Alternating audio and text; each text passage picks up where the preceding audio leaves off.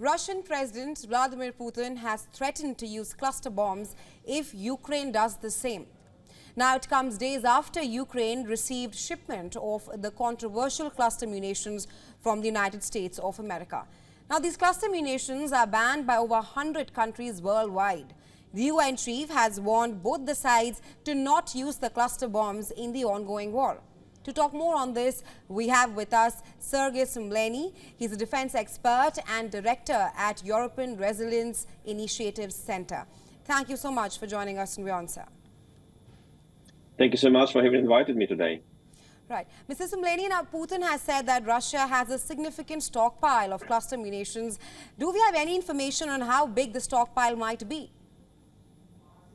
Well, Russia indeed has a large amount of cluster munition for artillery shells, both tube artillery and rocket artillery, and for free-fall bombs. And Russia used these cluster munitions from the very first day of the Russian invasion of Ukraine.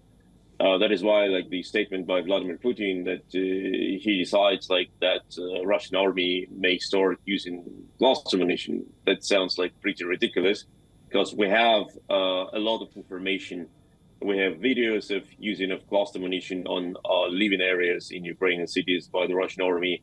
We have parts of cluster munition which have been gathered by the Ukrainian army after they have liberated certain areas occupied by Russia.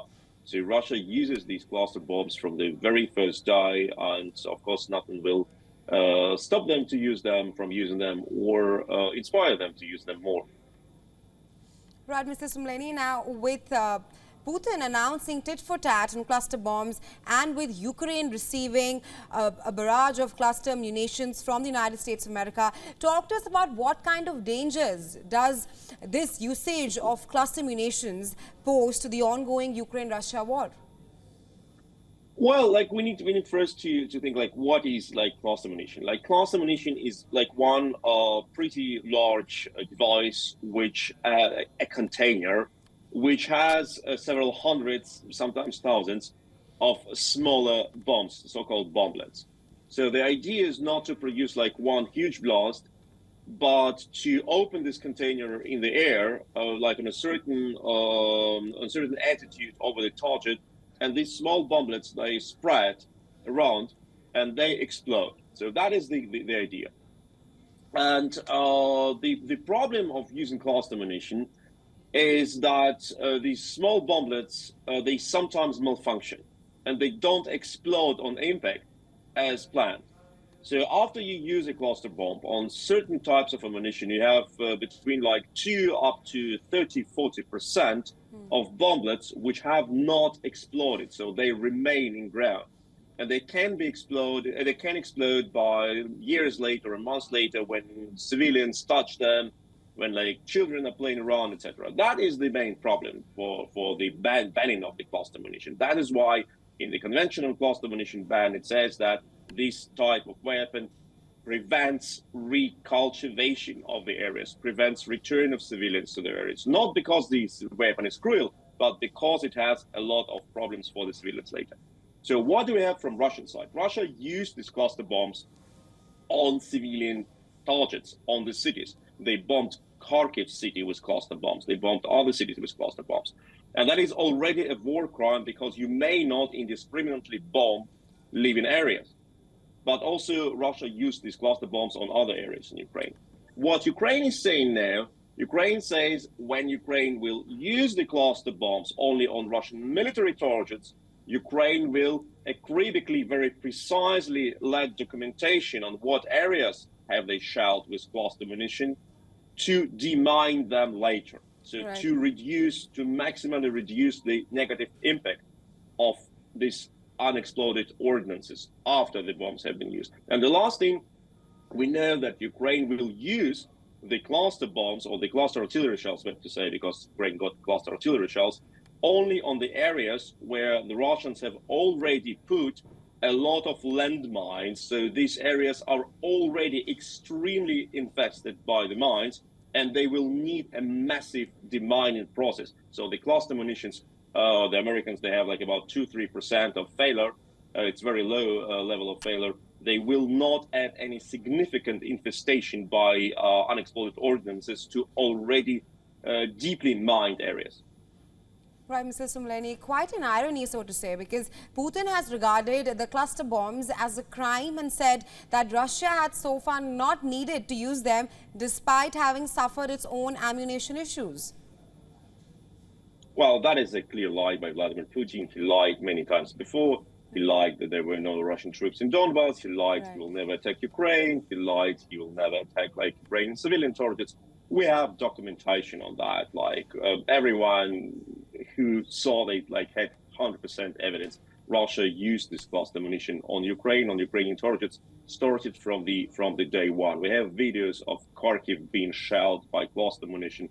We have videos of Russians loading these cluster missiles to their rocket artillery systems, etc. And we have the remnants. Look, when you have this typical Russia produced cluster rocket being fired from a multiply rocket launch system, Grad 122 millimeter caliber, it has a very typical, easily to be recognized central part. It's like a spin of this missile, and around this spin, these bomblets are being installed. And when the bomblet explodes in the air, the spin remains intact and it falls. And Ukraine is absolutely full with these remnants. And this spin, the central spin of this missile, of this rocket, points out that Russia used cluster bombs. So Putin has just lied. Right, Mr. Sumleni. Now, you've given us a detailed picture of how Kiev plans to use the cluster bombs. Talk to us about how, if Ukraine does use these cluster munitions that it has received from Washington, how will that help in Kiev's ongoing counteroffensive against Russia? Well, Ukraine would have never needed this cluster munition if Ukraine would have had sufficient amount of other ammunition or jets or other type of weapons. Ukraine needs to cut through the Russian defensive lines, and the Russians built these defensive lines for over a year in the southern part of Ukraine. And this area is heavily mined and has a lot of natural obstacles. So Ukraine needs to clear trenches. For clearing trenches, you may either use an extensive amount of normal high explosive ammunition, and Ukraine just doesn't have them because the West has not supplied enough, and we don't have in the West enough production of these shells. Or Ukraine may use cluster munition. So if you have a trench and there are infanterists in this trench, you may either use 3, 4, 5 high explosive grenades hitting this trench in different positions, or you may just cover the area with the cluster bomb or with the cluster artillery shell, and then the problem is solved. So Ukraine needs this cluster munition to cut through the Russian defense lines and to liberate the areas. Because once again, the convention, by the way, India has not signed this convention, Russia not signed this convention, Ukraine not signed this convention. The convention says that the cluster ammunition is only banned because of the long-term social and economic influences of the area being covered with unexploded ordnances. But the area where Ukraine is about to use this cluster ammunition is already heavily mined. And the convention says about the suffering of civilians after the conflict.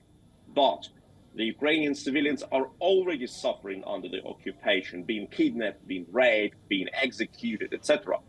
So even if we take into consideration the potential suffering of civilians from unexploded ordnances, we may not exclude out of this equation the nowadays daily suffering of the Ukrainian civilians under the Russian occupation.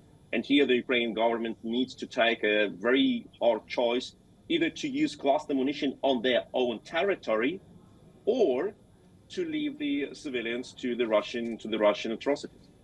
Absolutely, Mr. Sumleni. We'll have to wait and see how the usage of cluster munition pans out in the ongoing Russia-Ukraine war. But thank you so much for joining us in WION and sharing your insights on this with us. Thanks very much. Thank you so much. Thank you. Thank you.